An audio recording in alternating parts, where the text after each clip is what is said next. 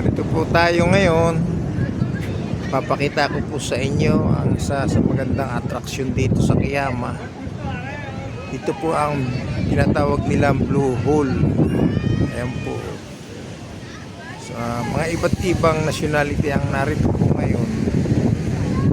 Ayan ang tinatawag sa atin sa Tagalog, Parola. Ayan o.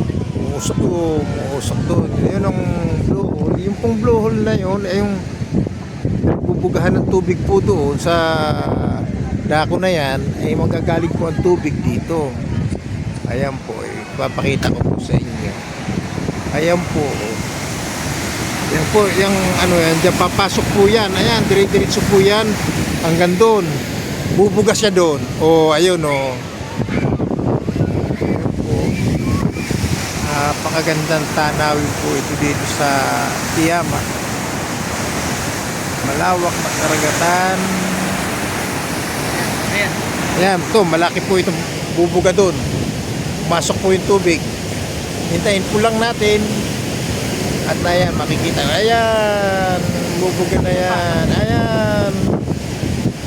Masok na. Ayun. Asan? May ibon. Hindi ko kilala yung ibon na yan. Hindi ko kilala yung ibon na yan. Ito po. Ayan, dyan po papasok yung tubig na bubuga doon sa hole na yun.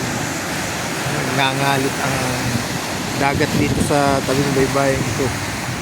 Ang ganda ng mga rock formation po dito. Maraming tao po rito. Ayan. Sari-sari pong nationality ang narito. Mga shell narito. Mga seashell. Ayan po ang magandang tanawin dito sa Kiama. 108.2 kilometers lang po ang layo nito dun sa bahay ni Lester sa Meredith Street, Bankstown, Sydney, New South Wales, Australia. Ito mong Kiama ay nasa Central Coast, pero sakop pa rin po siya ng New South Wales, yung estado ng New South Wales. Ayan po. Ayan po, nakakapangilig lang dito sa mga batong umapak. At pagka nadulas ka rito, sigurado, hospital pupuntahan mo. Napakalawak na lupain ang nandun sa nakutuhon. Tumingin ka sa kanan, napakalawak na karagatan. Ayan po. Naroon po ang lugar ng New Zealand sa dako na yun. 2.5 hours lang po yan sa aeroplano, Sydney to Auckland, New Zealand. Dito po sa lugar na ito, mga tao po dito sari-sari na mga nationality. May Arabo, Indian, Bangladeshi, Taiwanese, Chinese, Filipino, Korean. Marami dito. Sari-saring lahi. Halo-halo po sila dito. Pero yung mga yan po karamihan diyan kahit iba't ibang lahi sila mga yung iba po dyan PR, yung iba talagang Australian citizen na. Pag PR po kasi malapit ka na rin sa pagkuha ng citizenship mo as Australian. May bago tayong spot pinatatayuan.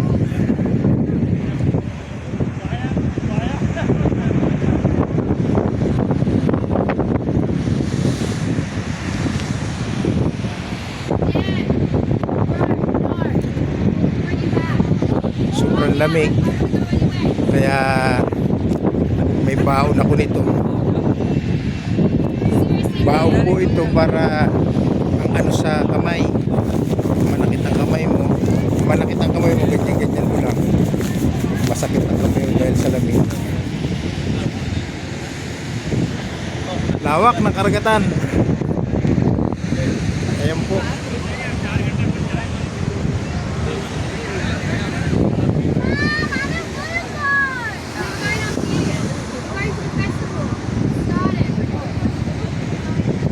Lawak ng karagatan. Marami din po mga tao rito upang pagmasdan at malasin ang tanawin. Maganda po naman, sulit din naman yung biyahe namin kahit 108.2 kilometers para lamang po maibahagi din sa inyo ang tanawin ito. Ito po ang tinatawag nilang sa magandang tanawin dito sa Miyama, ang Blue Hole. Balik po tayo rito, galing po tayo dun.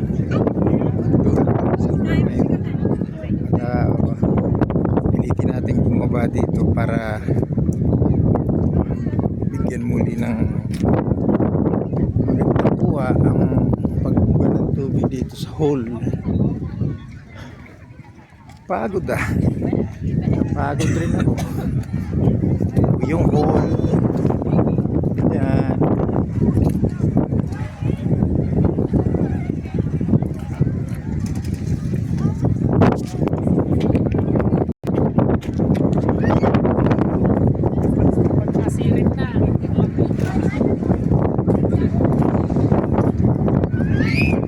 Nandito po sila yung mga tao para tingnan na pagbuga ng tubig dito.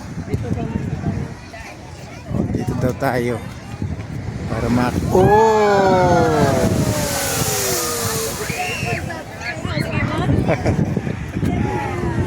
ayan o.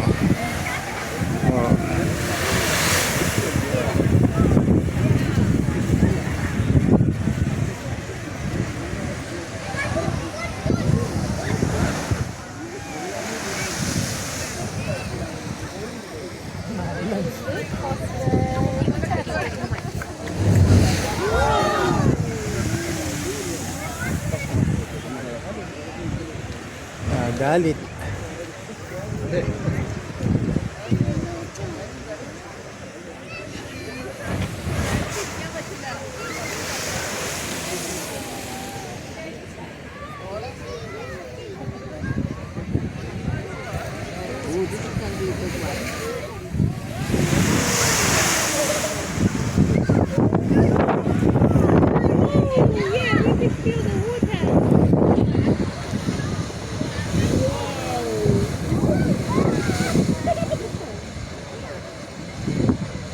Iipon uli ng lakas para ibuga tubig.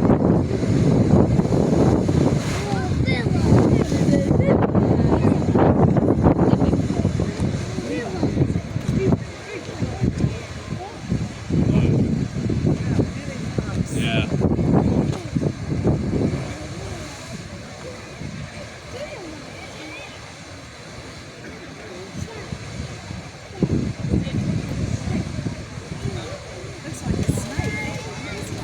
Nagsisimula yan o. Ay, maliit.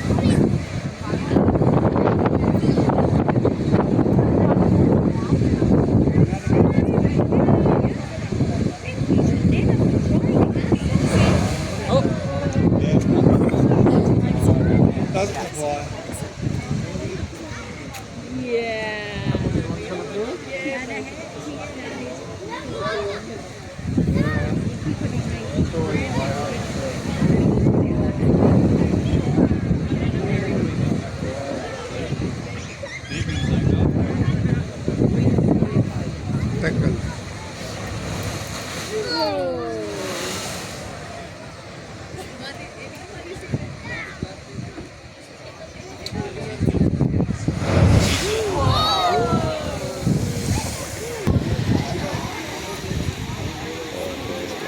Maghihintay ka ba?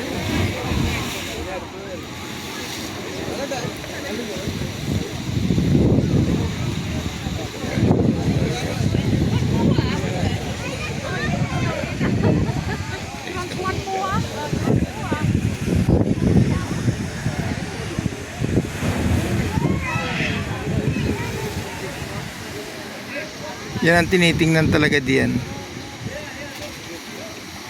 Sa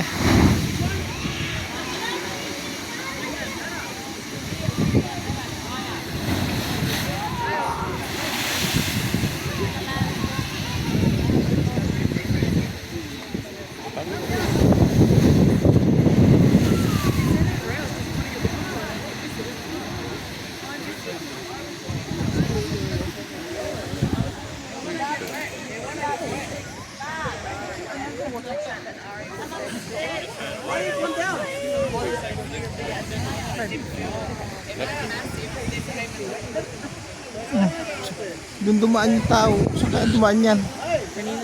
Oo nga. Taas ng pinanik niya.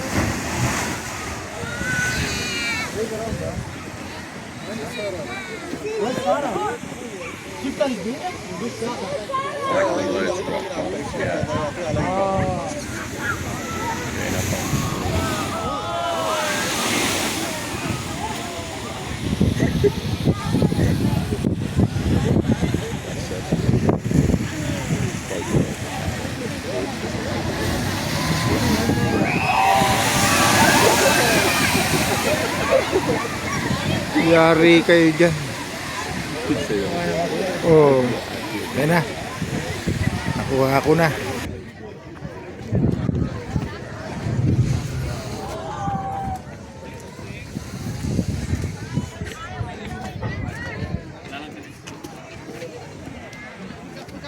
Lexi!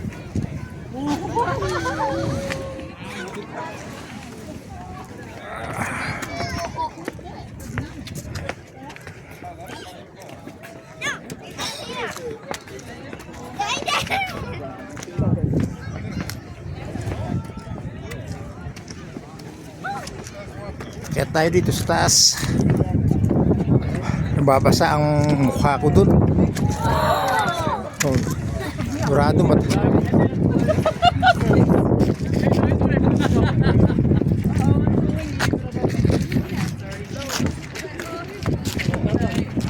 ha?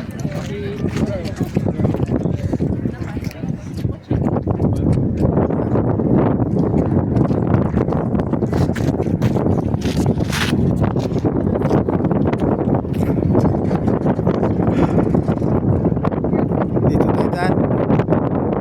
Ah, dyan na, dyan na.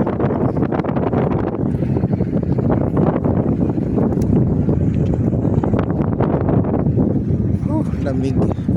Sakit na yung kamay ko sa lamig. Kinakailangan hawakan na naman yung magic touch.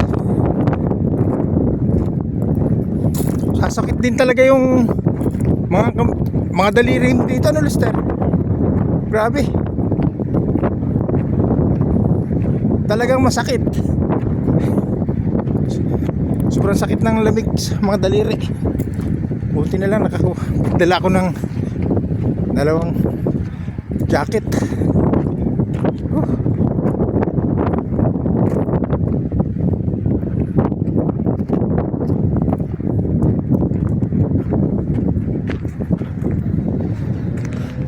Kanina wala pang mga nakaparking dito. Ngayon marami na kaagad. Sandali lang. Ayun yung dalawa.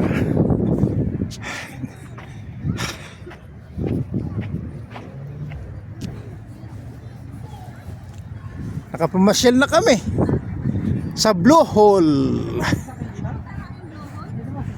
Ha. Kanina pa yan. Hey,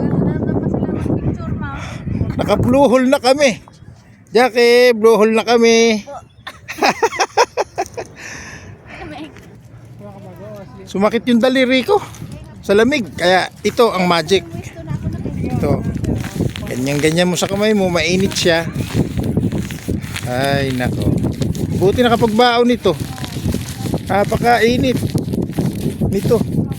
Tanggal yung pananakit ng mga daliri mo. Ito siya, oh. Ito siya. Kala namin mabilis lang kayo. Ito ang magic. Para ang kamay mo mawala ang pananakit dulot ng lamig. Ganyanin mo lang siya. Bababa pa? Ha? Ay, nakita mo yung coffee cup ano yan? Dito, ang mga comfort room dito, walang bayad. Sa Pilipinas, Dati 5 piso. Dito wala rito. Talagang lahat na lang sa Pilipinas binabayaran. Okay, ikot tayo rito. Ayun sila Jenny at Yami pupunta ng CR.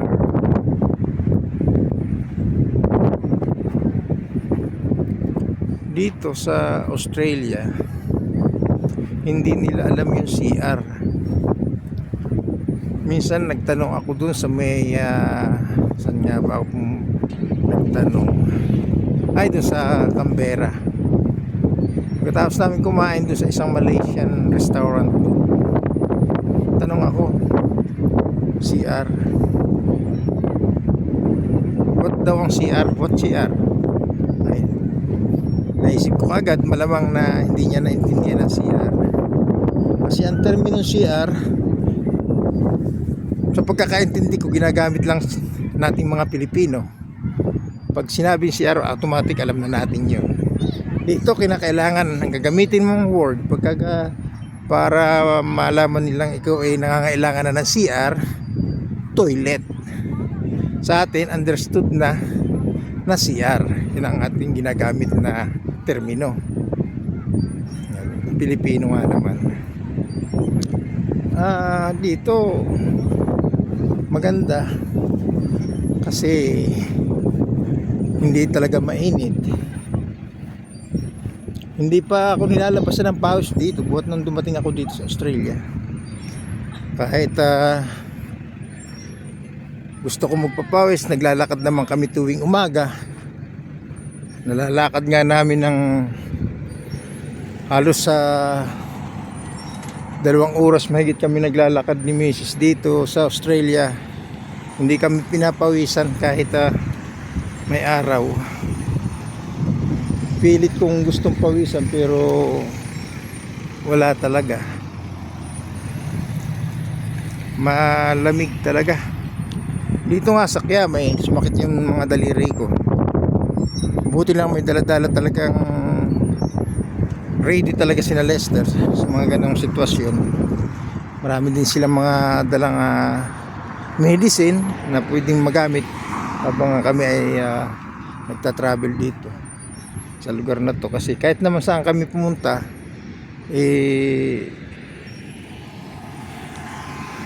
handa sila lagi. Dala-dala namin sa sasakyan yung mga gamit na pang unang lunas kung sakali man. Dito tinuruan ko rin kasi nag-aalala ako kay Lester kasi unang-una mamanihong siyang madalas niyang ginagamit na kanyang sasakyan. Tinuruan ko din siyang gumamit ng jack kung sakali in case na maplatan siya, alam niya. Dito naman pala maplatan ka hindi rin problema dahil tatawag lang sila sa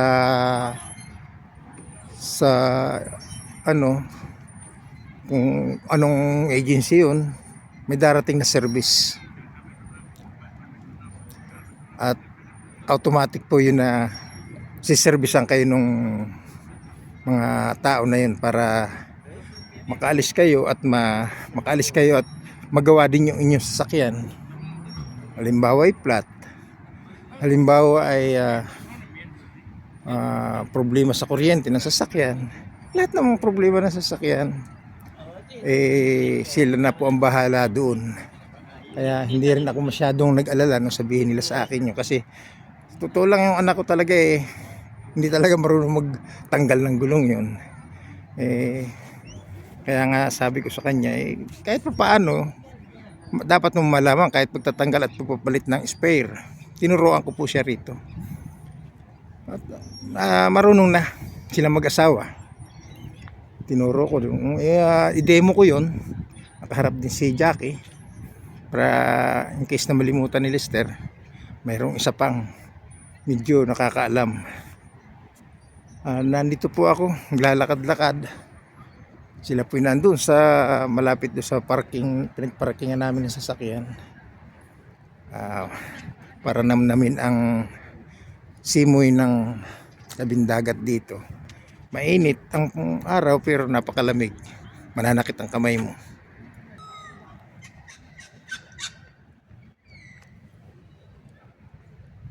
Lakad po tayo rito para ilibot ko po kayo rito. Ito naman po ang ano ko, ang naging gustong iparating sa aking mga kasama na ipakita mga bagay-bagay dito. Maganda rin talaga rito sa Australia. Talagang wala nga po, nagtataka nga ako dito. Walang das, walang alikabok. Yung damit ko po rito suot kong puting-puti, hindi man lang makitaan ng alikabok compare po dyan sa atin. Siguro kaya malinis ang kapaligiran dito o ang hangin, wala mga alikabok dito dahil sa mga punong kahoy pong nakatanim dito. Wala ka pong makikita rito na walang punong kahoy. Talaga pong napakalinis. Kahit saan ka po pumunta rito, sobrang linis. Like din po sa Singapore, nung naroon po ako, malinis din po siya. Ganon din ang Malaysia. Nung pumunta kami doon, medyo ayos din naman. Ganon din ang Indonesia. Pinakamalinis talaga Singapore sa kahit ng Australia. Pero sa pinakang stricto naman, I think Singapore is napaka-stricto talaga nila sa mga bagay-bagay. At doon naman po ako natutuwa. Dito naman po sa Australia, stricto din, pero dahil siguro ang mga ugali ng mga tao dito ay masunurin naman sa batas, at masunurin din naman sila kung ano ay tinatadhana ng batas dito. Kaya walang problema po dito. Ganun siguro pag ang mga opisyal nyo ng gobyerno huwaran, magiging huwaran din yung mga citizen mo. Pero kung ang ating ibang opisyalis hindi naman magiging huwaran sa paningin ng citizen o ng mga taong bayan, ang katwiran lang naman ng mga taong bayan sasabihin lang kung yung ating mga opisyalis sa gobyerno gumagawa ng hindi tama, tayo pa kaya na ordinaryong mamamayan ng ating bansa. Pero wag na po natin sanang maging katwiran yun. Ikatwiran po natin na tayong mga ordinaryong mamamayan ang magpadama sa kanila na mas tayo ay may tamang karakter o tamang asal sa pagtupad ng kung ano ay yung tinatadhana ng batas. Minsan kasi yung mga ibang opisyalis natin diyan sila pa yung gumawa ng batas, sila pa rin ang sisira dun sa batas na yun. Kakalungkot isipin. At kaya ganun tayong mga Pilipino, magbago na po tayo at sana mapamana natin sa mga susunod na henerasyon magandang halimbawa. Sarap kayang pakinggan ang Pilipino, ang paningin ng ibang bansa napaka intelihente, mababait, ganun sana. At hindi, lalo't lahat, hindi gumagawa ng mga hindi maayos sa gobyerno. Pinapatupad ng maayos ang gobyerno, pinapatupad ng maayos ang paggasta ng pundo ng bayan. Napakasarap po yan. Masarap pakinggan at masarap din na mamutawi sa bawat bibig ng ating mga kababayan na masabing ang ating opisyalis na yan ay mapagkawang gawa. Walang gawa na masama sa gobyerno, kundi kapakanan ng bayan ang kanyang pangunahing nasa katanim sa kanyang isipan. Sana maging ganyan ang ating mga opisyalis sa gobyerno. Mga nakakainggit lang kasi dito mga tao malaya, gumalaw, walang parking fee, makakapark ka kahit saan. Dito sa ganito walang parking fee, yung toilet libre mong gamitin. Sa Pilipinas 5 pesos. Ito talagang nakakasama ng loob. Bakit ganyan?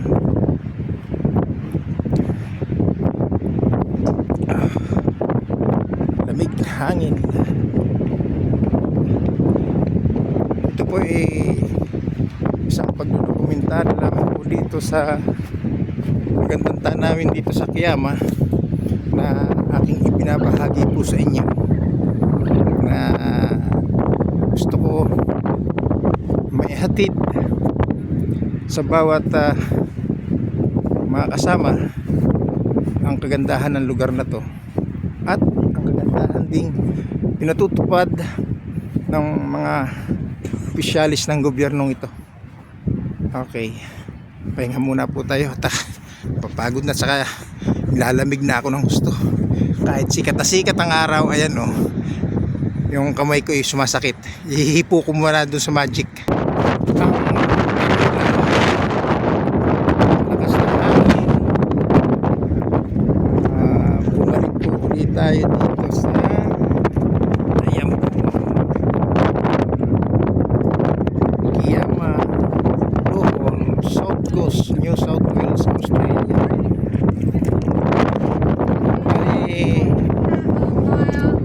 Kung inyo pong matatanong, South Coast ay hindi na po ito sakop ng Sydney.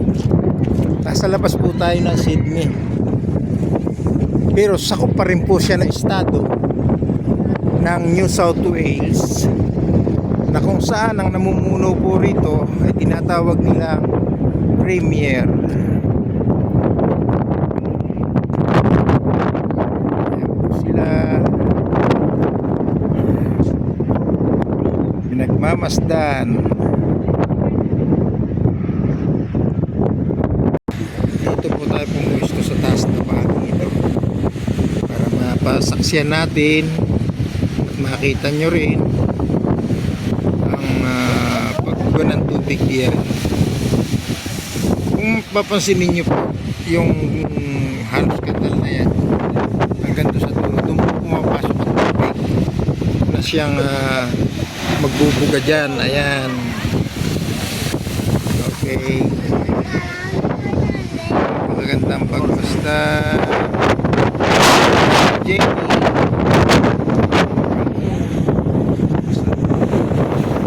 Si Jackie sa dako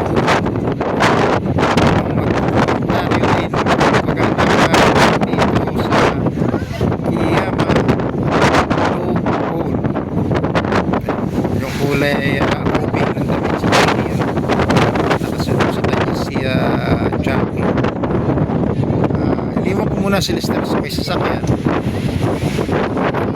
Makapahinga daw muna siya kasi mabagay. Okay, parang kasiwa kasi ako sa kanan na manibela, kaya siya na lang.